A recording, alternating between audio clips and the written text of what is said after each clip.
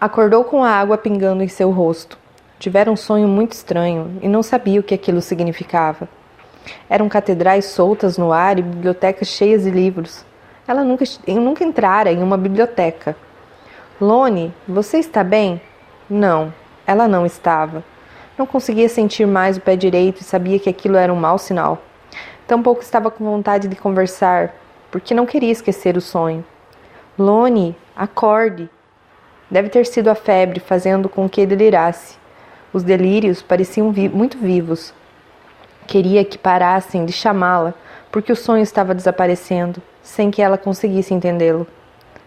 O céu estava nublado e as nuvens baixas quase tocavam a torre mais alta do castelo. Ficou olhando as nuvens, ainda bem que não conseguia ver as estrelas. Os sacerdotes diziam que nem mesmo as estrelas eram completamente boas. A chuva parou pouco depois que ela abriu os olhos. Lone estava contente com a chuva. Isso significava que a cisterna do castelo devia estar cheia de água. Baixou lentamente os olhos das nuvens e viu de novo a torre, as fogueiras no pátio e a multidão que andava de um lado para o outro desorientada. Talbo, disse ela baixinho. Ele a abraçou. Ela sentiu o frio de sua armadura e o cheiro de fuligem dos seus cabelos. Quanto tempo se passou? Em que dia estamos? Você ficou 3 dias desacordada, disse Talbo. Ela olhou para Talbo e teve pena dele. Estava mais magro, o rosto sujo, a pele sem vida. Mas nada disso tinha importância. Ela o amava. Tenho sede, Talbo. Não há água. Os franceses descobriram o caminho secreto. Escutou de novo as vozes dentro de sua cabeça. Durante muito tempo tinha odiado aquelas vozes.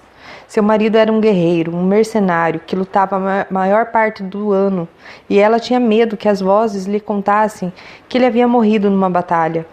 Tinha descoberto uma maneira de evitar que as vozes falassem com ela. Bastava concentrar seu pensamento numa árvore antiga que havia perto de sua aldeia. As vozes sempre paravam de falar quando ela fazia aquilo. Mas agora estava fraca demais e as vozes tinham voltado. Você vai morrer, disseram as vozes, mas ele será salvo. Choveu, Talbo, insistiu ela. Preciso de água. Foram apenas algumas gotas. Não deu para nada.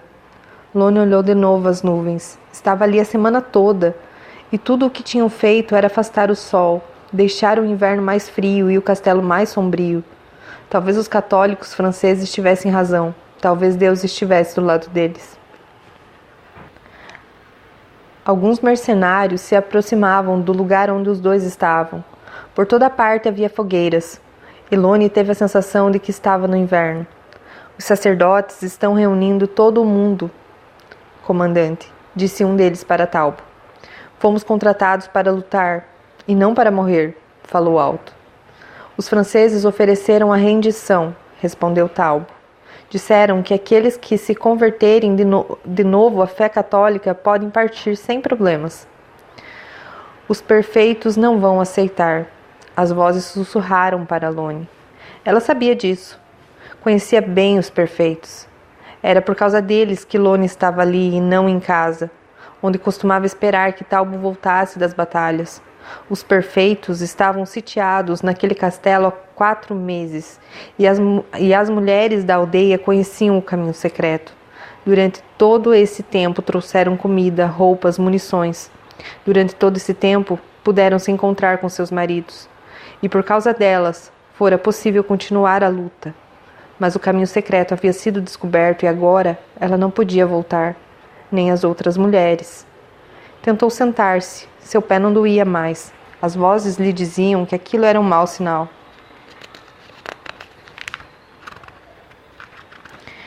Não temos nada a ver com o Deus deles.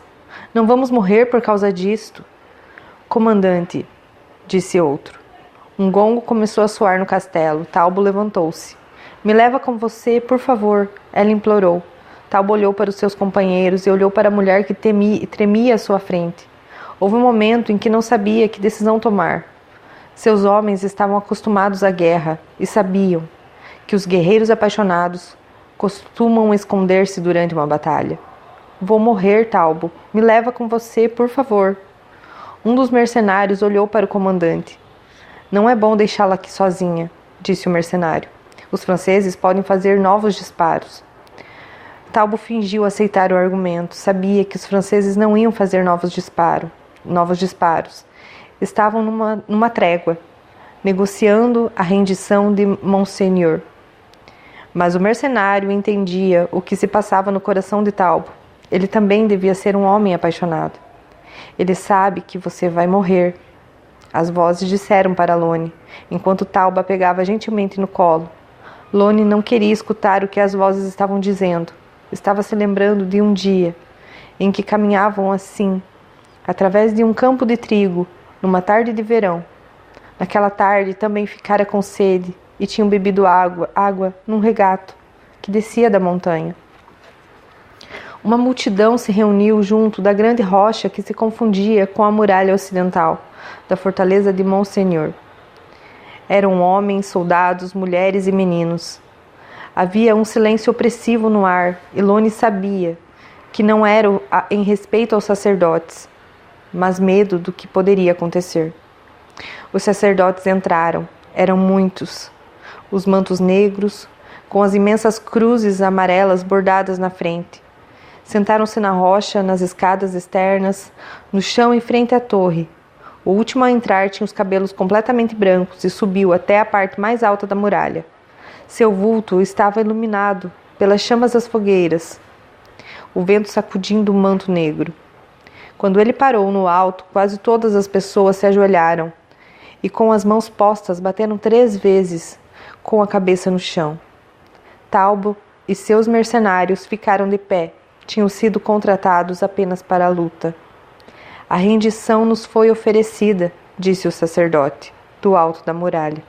Todos estão livres para partir. Um suspiro de alívio correu por toda a multidão. As almas do Deus estrangeiro permanecerão no reino deste mundo. As do Deus verdadeiro voltarão para a sua infinita misericórdia. A guerra continuará, mas não é uma guerra eterna, porque o Deus estrangeiro será vencido no final. Mesmo tendo corrompido uma parte dos anjos, o Deus estrangeiro será vencido e não será destruído. Permanecerá no inferno por toda a eternidade, junto com as almas que conseguiu seduzir. As pessoas olhavam para o homem mais alto da muralha. Já não estavam tão certas se desejavam escapar agora e sofrer por toda a eternidade. A igreja cátara é a verdadeira igreja, continuou o sacerdote. Graças a Jesus Cristo e ao Espírito Santo conseguimos chegar à comunhão com Deus. Não precisamos reencarnar outras vezes. Não precisamos voltar de novo ao reino do Deus estrangeiro. Lone reparou que 3 sacerdotes saíram do grupo e abriram algumas bíblias na frente da multidão. O consolamento será distribuído agora aos que quiserem morrer conosco. Lá embaixo uma fogueira nos espera. Será uma morte horrível, com muito sofrimento. Será uma morte lenta e a dor das chamas queimando nossa carne não se compara com nenhuma dor que vocês tenham experienciado antes. Entretanto, nem todos terão esta honra, só os verdadeiros cátaros. Os outros estão condenados à vida. 2 mulheres se aproximaram timidamente dos sacerdotes que tinham as bíblias abertas. Um adolescente conseguiu libertar-se dos braços de sua mãe e também se apresentou. 4 mercenários aproximaram-se de Talbo. Queremos receber o sacramento, comandante. Queremos ser batizados.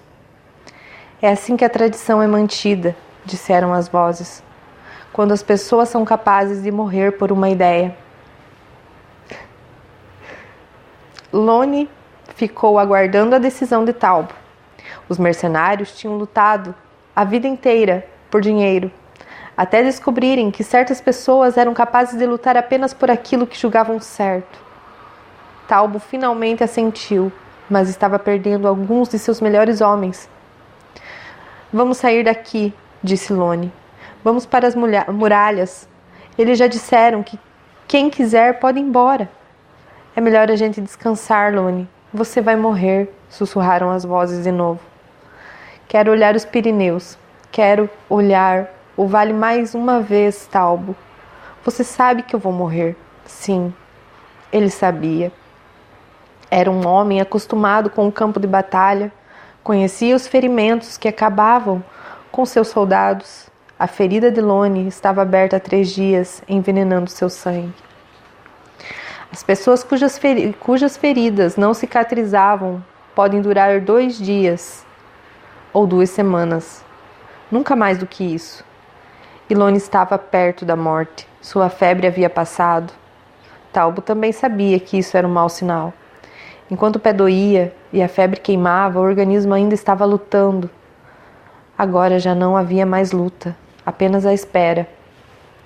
Você não tem medo? Disseram as vozes. Não. Lone não tinha medo. Desde criança sabia que a morte era apenas outro começo. Naquela época as vozes eram suas grandes companheiras e tinham rostos, corpos, gestos que só ela podia enxergar. Eram pessoas que vinham de mundos diferentes, conversavam e nunca a deixavam sozinha. Teve uma infância muito divertida, brincava com as outras crianças, utilizando seus amigos invisíveis.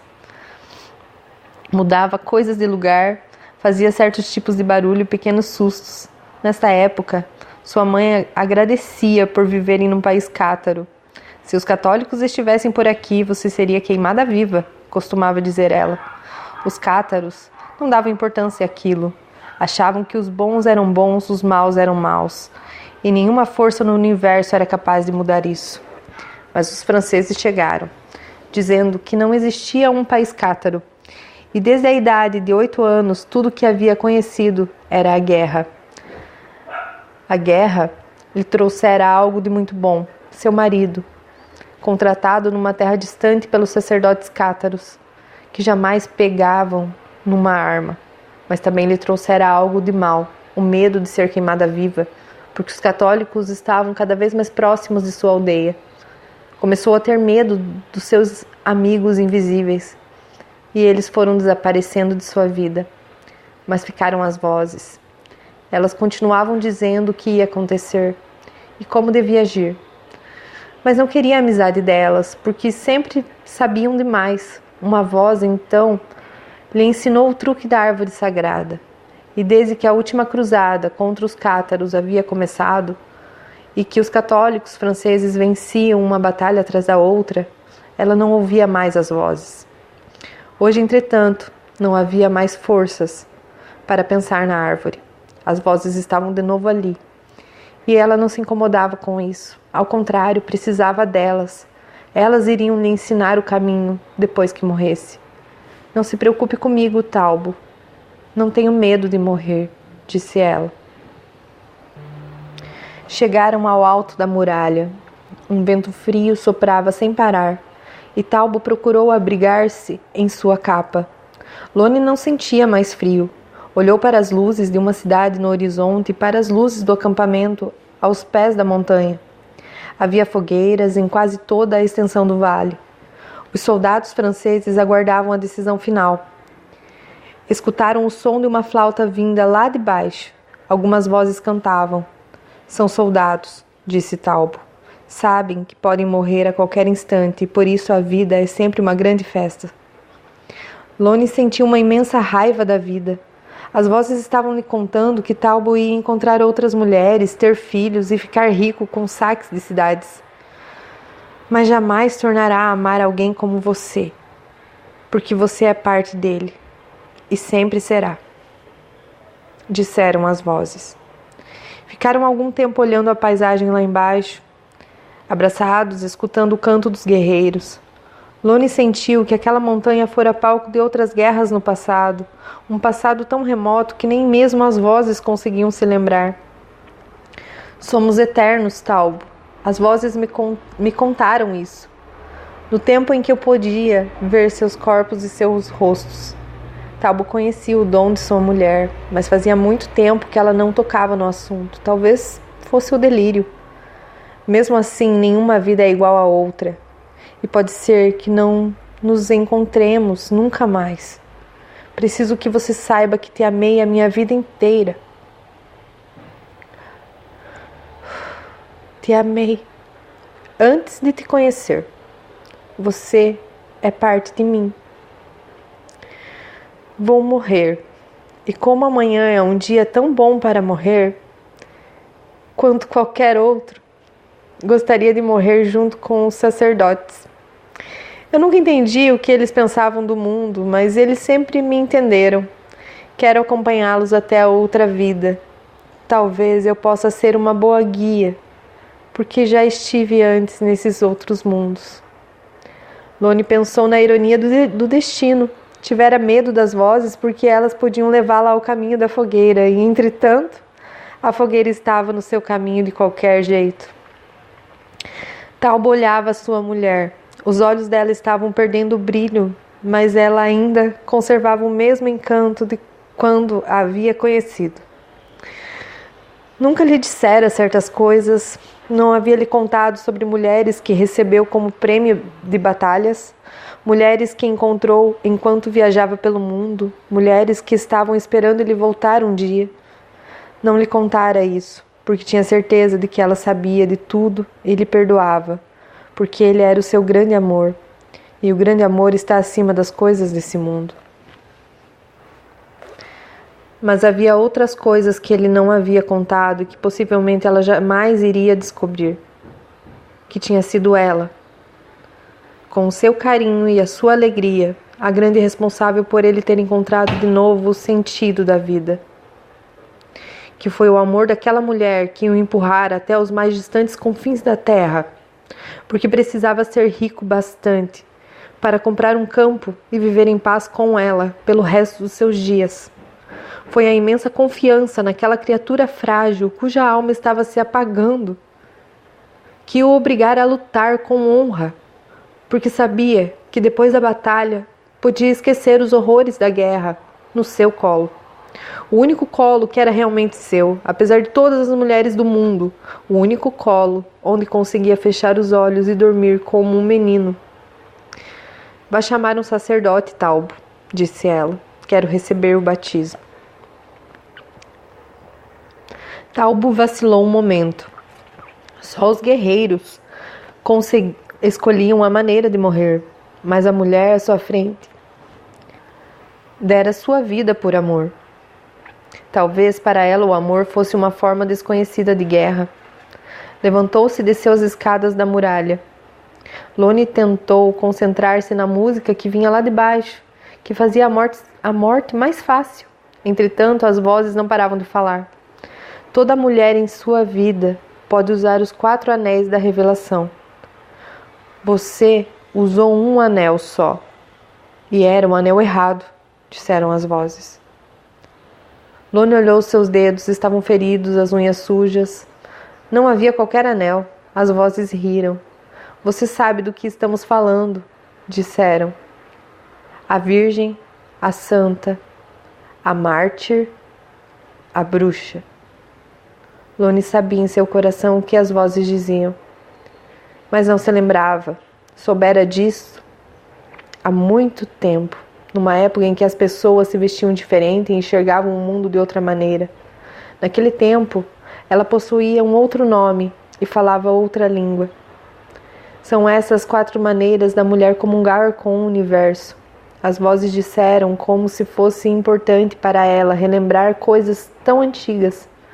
A Virgem possui o poder do homem e da mulher. Está condenada à solidão, mas a solidão revela seus segredos. Esse é o preço da Virgem.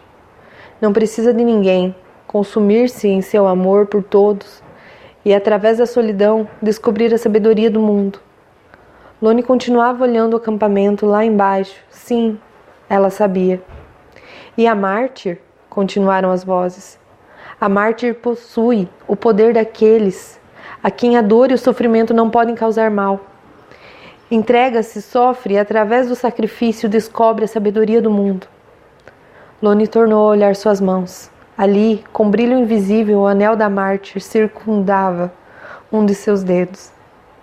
Podia ter escolhido a revelação da santa, mesmo que não fosse esse o seu anel, as vozes disseram. A santa possui a coragem daquelas para quem dar é a única maneira de receber. São poços sem fundo, onde as pessoas bebem sem parar. E se falta água em seu poço, a santa entrega seu sangue, para que as pessoas não cessem jamais de beber. Através da entrega, a santa descobre a sabedoria do mundo. As vozes calaram-se. Lone escutou os passos de Talbo subindo a escada de pedra. Sabia qual era o seu anel nesta vida, porque era o mesmo que usara em suas vidas passadas, quando tinha outros nomes e falava outras línguas diferentes. Em seu anel, a sabedoria do mundo era descoberta através do prazer. Mas não queria lembrar-se disso. O anel da mártir brilhava invisível em seu dedo. Talbo aproximou-se e, de repente, ao erguer os olhos para ele, Lone reparou que a noite tinha um brilho mágico, como se fosse um dia de sol. Acorde, diziam as vozes, mas eram vozes diferentes que ela nunca havia escutado. Sentiu alguém massageando o seu pulso esquerdo. Vamos, Brida, levante! Abriu os olhos e fechou rapidamente, porque a luz do céu era muito intensa. A morte era algo estranho. Abra os olhos, insistiu Wicca mais uma vez. Mas ela precisava voltar até o castelo. Um homem que amava saiu para buscar o sacerdote. Não podia fugir assim. Ele estava sozinho e precisava dela. Conte-me o seu dom. Wicca não lhe dava tempo para pensar. Sabia que ela havia participado de algo extraordinário, mas algo forte, algo mais forte que a experiência do tarô. Mesmo assim, não lhe dava tempo. Não entendia e não respeitava seus sentimentos. Tudo o que queria era descobrir o seu dom. Me fale de seu dom, repetiu Wicca mais uma vez. Ela respirou fundo, contendo sua raiva, mas não havia jeito. A mulher ia insistir até que ela contasse alguma coisa. Fui uma mulher apaixonada por... Wicca tapou rapidamente sua boca, depois levantou-se, fez alguns gestos estranhos no ar e tornou a olhar para ela. Deus é a palavra. Cuidado. Cuidado com o que você fala em qualquer situação ou instante de sua vida. Brida não entendia por que a outra estava reagindo assim. Deus se manifesta em tudo, mas a palavra é um dos seus meios favoritos de agir, porque a palavra é o pensamento transformado em vibração. Você está colocando no ar à sua volta tudo que antes era apenas energia. Muito cuidado com tudo que disser, continuou Wicca. A palavra tem um poder maior que muitos rituais. Brida continuava sem entender, não tinha outra maneira de contar sua experiência a não ser através de palavras. Quando você se referiu a uma mulher, continuou Wicca, você não foi ela. Você foi uma parte dela. Outras pessoas podem ter a mesma memória que você. Brida sentiu-se roubada. Aquela mulher era forte e não gostaria de dividi-la com mais ninguém. Além do mais, havia Talbo. Fale-me de seu dom, disse mais uma vez Wicca. Não podia deixar que a menina ficasse deslumbrada com a experiência. As viagens no tempo geralmente acarretavam muitos problemas. Tenho muitas coisas para falar. E preciso falar com você porque ninguém mais vai acreditar. Por favor, insistiu Brida. Começou a contar tudo, desde o momento em que a chuva pingava em seu rosto. Tinha uma chance e não podia perder. A chance de estar com alguém que acreditava no extraordinário. Sabia que ninguém mais iria ouvi-la com o mesmo respeito, porque as pessoas tinham medo de saber como a vida era mágica. Estavam acostumadas com suas casas, seus empregos, suas expectativas, e se alguém aparecesse dizendo que era possível viajar no tempo, era possível ver castelos no universo, tarô que contavam histórias, homens que caminhavam pela noite escura, as pessoas iriam se sentir roubadas pela vida, porque elas não tinham aquilo. A vida delas era o dia, sempre igual, a noite, sempre igual, os fins de semana iguais. Por isso Brida precisava aproveitar aquela chance. Se as palavras eram Deus, então que ficasse registrado no ar à sua volta que ela viajara até o passado e se lembrava de cada detalhe como se fosse o presente, como se fosse o bosque. Assim, quando mais tarde alguém conseguisse provar para ela que não havia acontecido nada daquilo, quando o tempo e o espaço fizessem com que ela mesma duvidasse de tudo, Quando finalmente ela mesma tivesse certeza de que aquilo não passara de ilusão, as palavras daquela tarde no bosque ainda estariam vibrando no ar. E pelo menos uma pessoa, alguém para quem a magia era parte da vida, saberia que tudo aconteceu de fato. Descreveu o castelo, os sacerdotes com suas roupas negras e amarelas, a visão do vale com fogueiras acesas, o marido pensando coisas que ela conseguia captar. Wicca ouviu com paciência, demonstrando interesse apenas quando ela relatava as vozes que surgiam na cabeça de Lone. Nesses momentos interrompia e perguntava se eram vozes masculinas ou femininas. Eram de ambos os sexos. Se passavam algum tipo de emoção, como agressividade ou consolo? Não, eram vozes impessoais. E se ela podia despertar as vozes sempre que desejasse? Não sabia, não teve tempo para isso. Ok, podemos ir, disse Wicca, retirando a túnica e colocando de novo dentro da sacola. Brida estava desapontada, pensou que ia receber algum tipo de elogio ou, no mínimo, uma explicação. Mas Wicca parecia com certos médicos que ficavam olhando o cliente com ar impessoal, mas interessados em anotar os sintomas que entender a dor e o sofrimento que aqueles sintomas causam. Fizeram uma longa viagem de volta. Todas as vezes que Brida queria tocar no assunto, Wicca mostrava-se interessada no aumento do custo de vida, no trânsito congestionado do final da tarde, nas dificuldades que o síndico de seu prédio estava criando. Só quando estavam sentadas de novo nas duas poltronas é que Wicca comentou a experiência. Quero lhe dizer uma coisa, falou. Não se preocupe em explicar emoções. Viva tudo intensamente. Guarde o que sentiu como uma dádiva de Deus. Se você acha que não vai conseguir aguentar um mundo onde viver é mais importante do que entender, então desista da magia. A melhor maneira de destruir a ponte entre o visível e o invisível é tentando explicar as emoções. As emoções eram cavalos selvagens e Brida sabia que em nenhum momento a razão conseguia dominá-las por completo. Certa vez teve um namorado que havia partido por uma razão qualquer.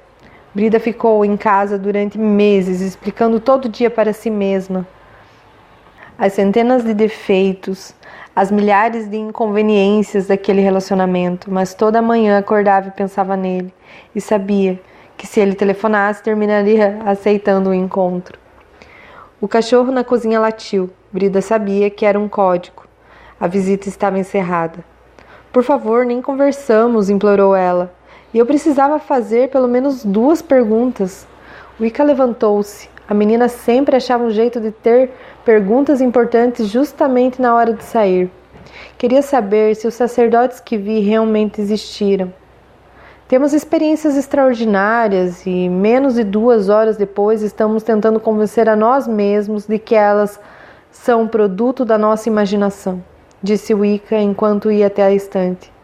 Brida lembrou-se do que havia pensado no bosque sobre pessoas que têm medo do extraordinário e ficou com vergonha de si mesma. Wicca voltou com um livro nas mãos. Os cátaros, ou os perfeitos, eram sacerdotes de uma igreja criada no sul da França, no final do século XII. Acreditavam em reencarnação e no bem e mal absoluto. O mundo era dividido entre os escolhidos e os perdidos. Não adiantava tentar converter ninguém. O desprendimento dos cátaros com relação aos valores terrenos fez com que os senhores feudais da região de Languedoc adotassem uma religião. Não precisavam mais pagar as pesadas taxas que a Igreja Católica exigia na época. Ao mesmo tempo, como os bons e os maus já estavam definidos antes de nascer, os cátaros tinham uma atitude muito tolerante com relação ao sexo, e principalmente a mulher. Eram rigorosos apenas com aqueles que recebiam a ordenação sacerdotal. Tudo ia muito bem, até que o catarismo começou a se espalhar por muitas cidades. A Igreja Católica sentiu a ameaça e convocou uma cruzada contra os hereges. Durante 40 anos, cátaros e católicos travaram batalhas sangrentas, mas as forças legalistas Com o apoio de várias nações, conseguiram finalmente destruir todas as cidades que haviam adotado a nova religião. Sobrou apenas a fortaleza de Monsenhor, nos Pirineus, onde os cátaros resistiram até que o caminho secreto por onde recebiam suprimentos foi descoberto, numa manhã de março de 1244. Depois da rendição do castelo, 220 cátaros atiraram-se cantando na imensa fogueira, acesa na base da montanha onde o castelo fora construído. Wicca disse tudo aquilo com o livro fechado no colo. Só quando acabou a história foi que abriu suas páginas e procurou uma fotografia. Brida olhou a foto. Eram ruínas, com a torre quase toda em pedaços, mas as muralhas intactas. Ali estava o pátio, a escada por onde Lone e Talbo subiram, a rocha que se misturava com a muralha e a torre. Você disse que tinha outra pergunta para me fazer.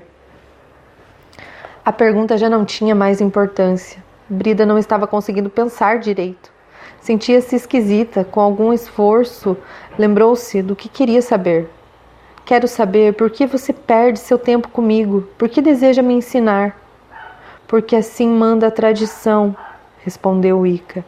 Você se dividiu pouco nas sucessivas encarnações. Pertence ao mesmo tipo de gente que eu e meus amigos pertencemos. Nós somos as pessoas encarregadas de manter a tradição da lua. Você é uma bruxa. Brida não prestou atenção no que Wicca disse. Nem sequer lhe passou pela cabeça que precisava marcar um novo encontro. Tudo o que ela queria naquele momento era ir embora, descobrir coisas que lhe trouxessem de volta a um mundo familiar, uma infiltração na parede, um maço de cigarros atirados no chão, alguma correspondência esquecida em cima da mesa do porteiro. Tenho que trabalhar amanhã. Estava de repente preocupada com o horário. Na condução de volta para casa, começou a fazer uma série de cálculos sobre o faturamento das exportações de sua firma na semana anterior e conseguiu descobrir uma maneira de simplificar certos procedimentos no escritório. Ficou muito contente, seu chefe podia gostar do que estava fazendo e quem sabe lhe dar um aumento. Chegou em casa, jantou, assistiu um pouco de televisão, depois passou os cálculos sobre as exportações para o papel e caiu exausta na cama.